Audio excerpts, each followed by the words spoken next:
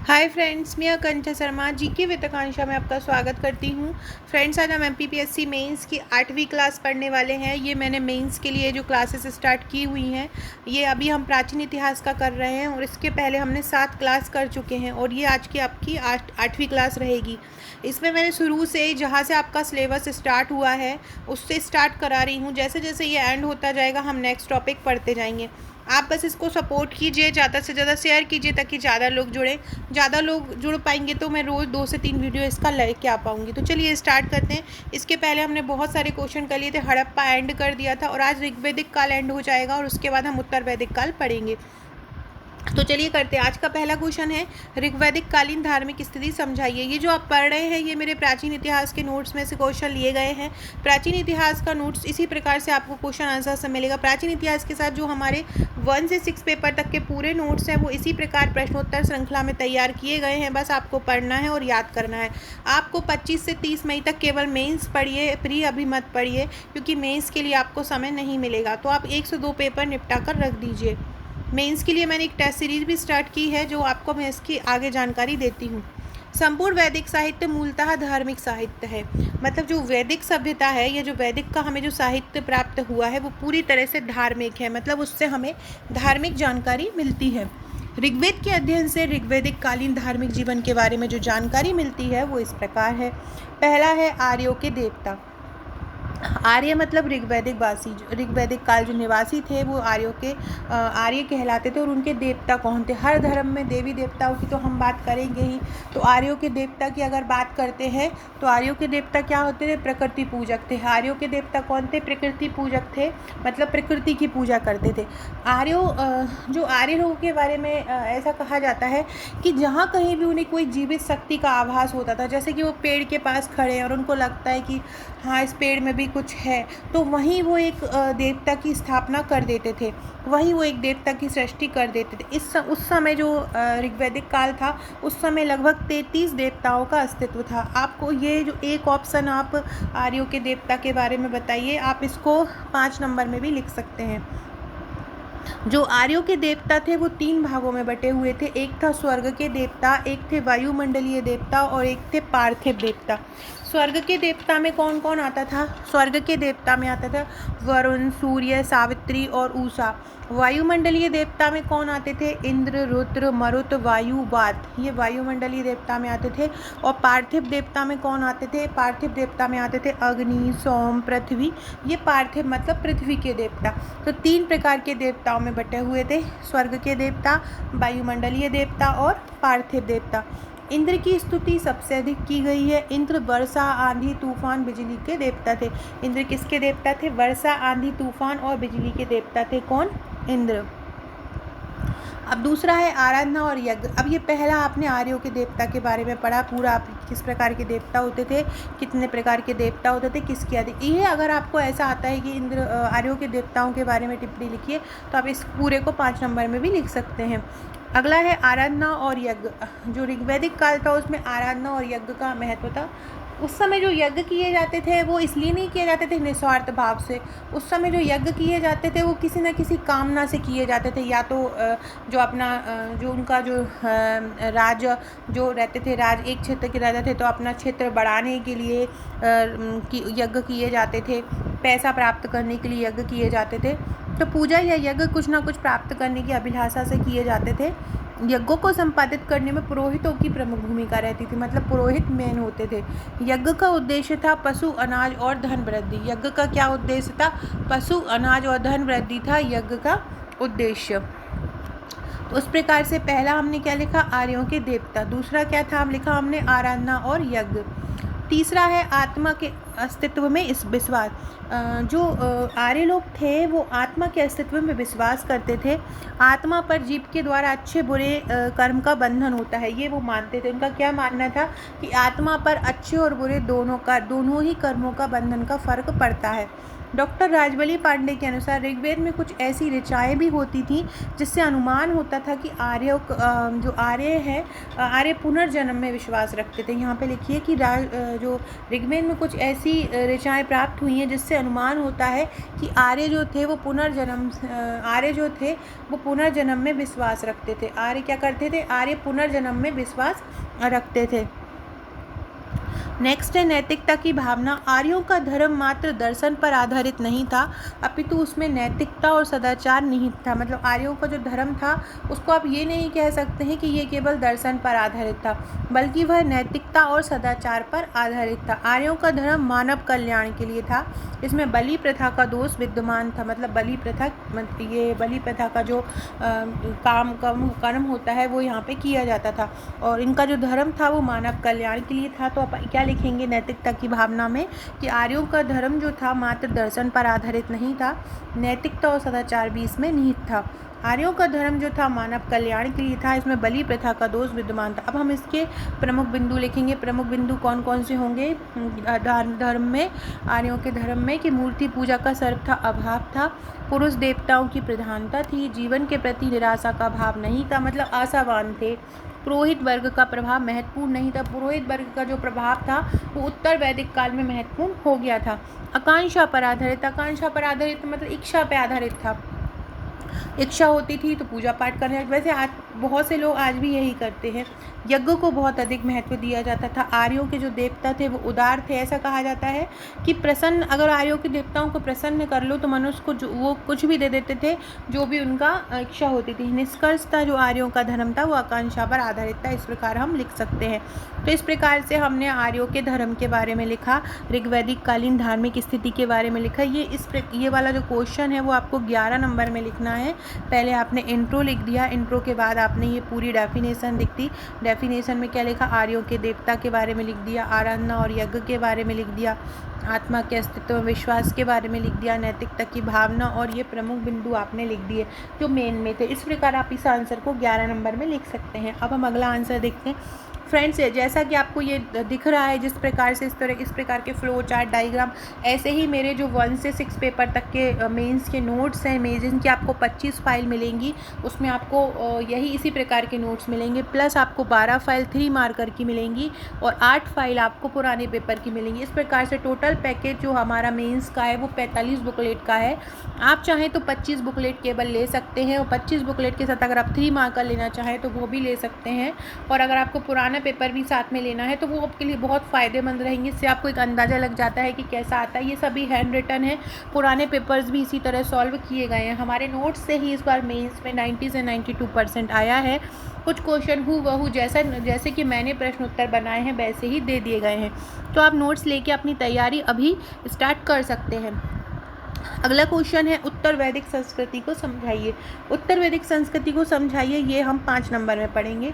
उत्तर वैदिक संस्कृति जो थी वो 1000 ईसा पूर्व से 200 ईसा पूर्व तक रही थी। कब तक रही थी? 1000 ईसा पूर्व से 200 ईसा पूर्व तक उत्तर वैदिक संस्कृति रही थी।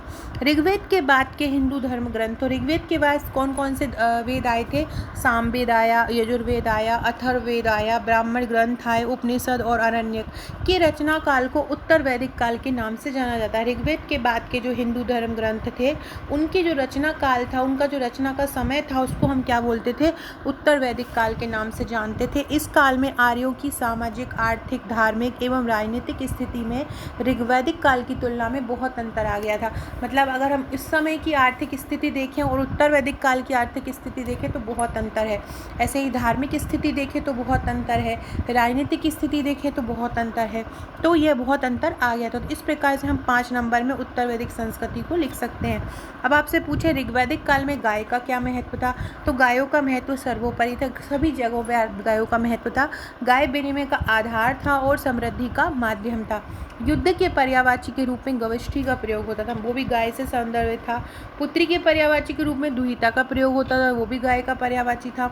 गाय को अनन्या कहकर बुलाया जाता था, मतलब ना मारे जाने योग्य उसको और गाय जिसके पास ज़्यादा गाय होती थी मतलब वो उतना ज़्यादा पैसे वाला होता था। दहेज में भी लड़कियों को गायें ही दी जाती थी और वो अब तक ही रहता था। अगर आपको याद है, मुझे याद है कि जब भी मैं छोटी थी तो हमारे यहाँ किसी रिश्तेदार के यहाँ शादी होती थी तो गाय या गाय का बछड़ा ज़रूर देते थे दहेज में। अब ये प्रथा नहीं है, लेकिन पहले ये प्रथा मौजूद थी, तो गायों को बहुत ज़्यादा माना जाता था। फ्रेंड्स, अगर आपको वीडियो अच्छी लगती है मेरी तो प्लीज़ कमेंट ज़रूर कीजिएगा। आपके कमेंट पढ़ के मुझे बहुत अच्छा लगता है। आप सभी लोग बहुत अच्छे से कमेंट्स करते हैं और मुझे सबके नाम भी याद है जो कमेंट्स करते हैं। तो अगर आपको मेरी वीडियो अच्छी लगती है, आप मेरी वीडियो पर देखना पसंद करते हैं तो ज़रूर कमेंट कीजिएगा।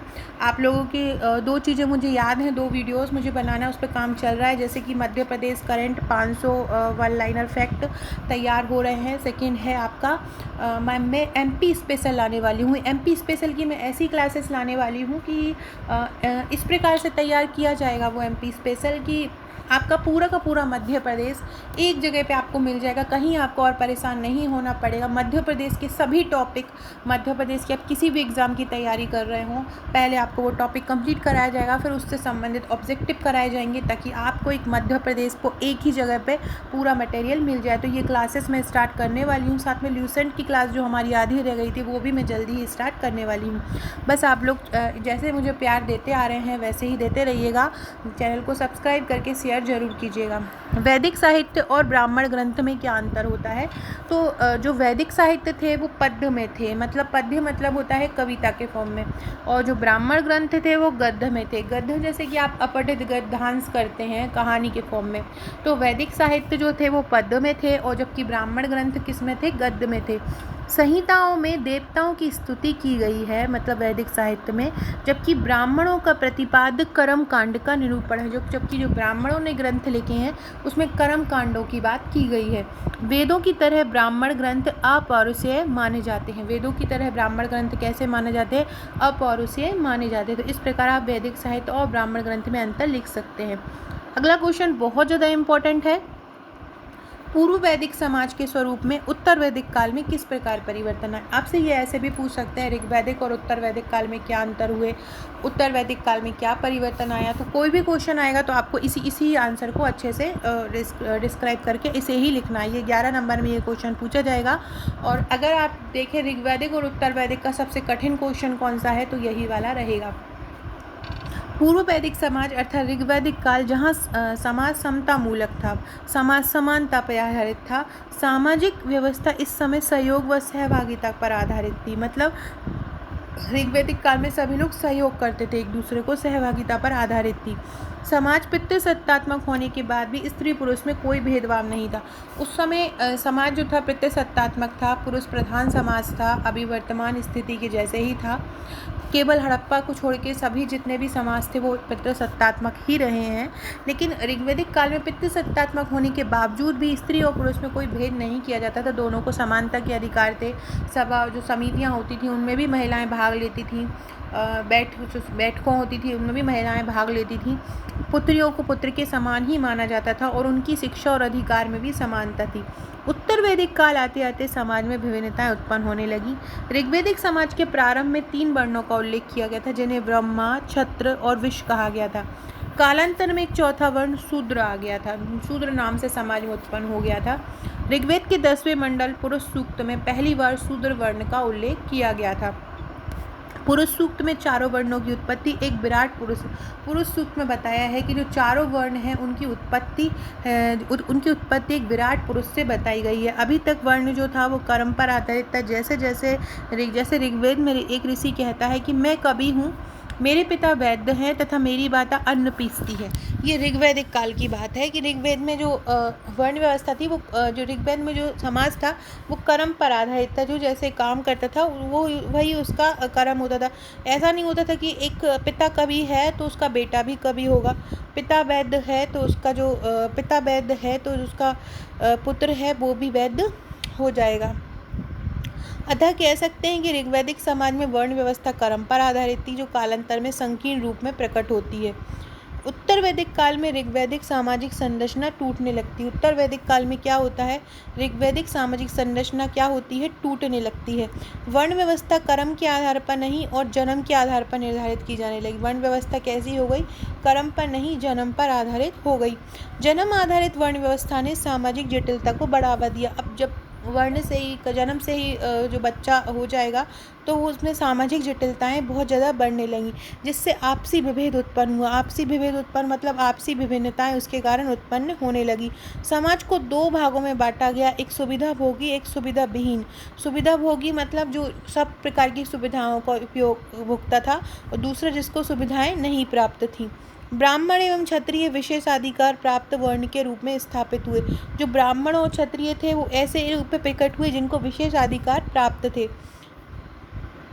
उत्तर वैदिक काल में तुलनात्मक रूप से स्त्रियों की सामाजिक दशा में भी गिरावट आई। क्या हुआ, स्त्रियों की सामाजिक दशा भी गिरी। सभा और समिति जैसी संस्थाओं में स्त्रियों का प्रवेश वर्जित हो गया था। ऐत्रेय ब्राह्मण ने पुत्र को परिवार का रक्षक और पुत्री को दुख का कारण बनाया। ये सभी स्थितियां कब पैदा हुई, उत्तर वैदिक काल में हुई। मैत्रेयी संहिता में नारी को धूत एवं मदिरा के साथ साथ 3 प्रमुख बुराइयों में गिना गया। तैत्तिरीय संहिता में नारी को शूद्र से भी नीच माना गया। सामाजिक जीवन में स्त्रियों का प्रवेश कम हो गया और नारी के धार्मिक अधिकारों में भी अंतर आने लगा। तो इस प्रकार से ऋग्वैदिक काल में नारियों की स्थिति में बहुत ज़्यादा गिरावट आई थी और समाज के स्वरूप में भी परिवर्तन आया था। सो फ्रेंड्स, ये थे हमारे आज हमने 4 से 5 क्वेश्चन किए। कुछ क्वेश्चन हमने 3 मार्कर किए, कुछ 5 मार्कर किए और कुछ हमने 11 मार्कर किए। और फ्रेंड्स, ये मेरा पैकेज है जिसमें आपको 68 बुकलेट का पैकेज मिलेगा। इन 68 बुकलेट में आपको 16 फाइल प्री की मिलेंगी और 3 फाइल प्री के टेस्ट की मिलेंगी। 25 फाइल फर्स्ट से जो आपका पेपर रहेगा पहले से छठे पेपर तक का मिलेगा। 12 फाइल आपको 3 मार्कर की मिलेंगी और 8 फाइल आपको पुराने पेपर की मिलेंगी। ये जो 25 फाइल है ये आपका पूरा मेंस का पैकेज है और ये 16 फाइल आपका पूरा प्री का पैकेज है। अगर आप ये पूरा पैकेज लेते हैं तो आपको कहीं और बाहर से पढ़ने की ज़रूरत नहीं। इनके साथ आपको बहुत सारे बेनिफिट मिलेंगे, जैसे कि मेंस के नोट्स के साथ आपको 25 पेड ग्रुप मिलेंगे जहाँ पर आपको अपडेट दिया जाता रहेगा। इसके साथ आपको मेंस की जो टेस्ट सीरीज़ है वो बिल्कुल फ्री मिलेगी। मेंस की जो जब भी आपका अभी जो एक टेस्ट सीरीज़ इंपॉर्टेंट लाई जा रही है मई में, वो भी आपको फ्री है। उसके बाद भी आपको प्री के एग्ज़ाम के बाद जो भी टेस्ट सीरीज़ आएंगी वो सभी आपके लिए फ्री रहेंगी। ये देखिए, ये ऑफ़र 2 दिन का है। इसमें कि ये फ़ीस 200 रुपये मात्र रखी गई है इसकी फ़ीस। और ये जो आपका एग्ज़ाम है 2 मई से आपका 3 जून तक होना है। तो आप ये एग्ज़ाम आप इनमें टेस्ट दे सकते हैं, देख सकते हैं आप। ये पूरे 8 टेस्ट होना है और ये इनकी फ़ीस केवल 200 रुपये मात्र है। तो आप इसको फ़ीस जमा करके आप इस टेस्ट सीरीज़ में ज्वाइन हो सकते हैं। और ये 2 दिन का ही ऑफ़र है, 2 मई से आपका इसका पेपर स्टार्ट है। तो फ्रेंड्स, आप ये ज्वाइन कर सकते हो और आप अगर आप पैकेज लेना चाहते हैं तो पैकेज ले सकते हैं। इसकी पूरी और डिटेल आप मुझे व्हाट्सअप करके ले सकते हैं। इसके अलावा डिस्क्रिप्शन बॉक्स में आपको हमारे व्हाट्सएप ग्रुप, टेलीग्राम ग्रुप की लिंक मिल जाएगी। साथ में आपको इसके पहले के वीडियो देखना हो तो आप एंशिएंट हिस्ट्री मेंस पे जाइएगा, वहाँ पे आपको पूरी डिटेल मिल जाएगी। Okay friends, thank you.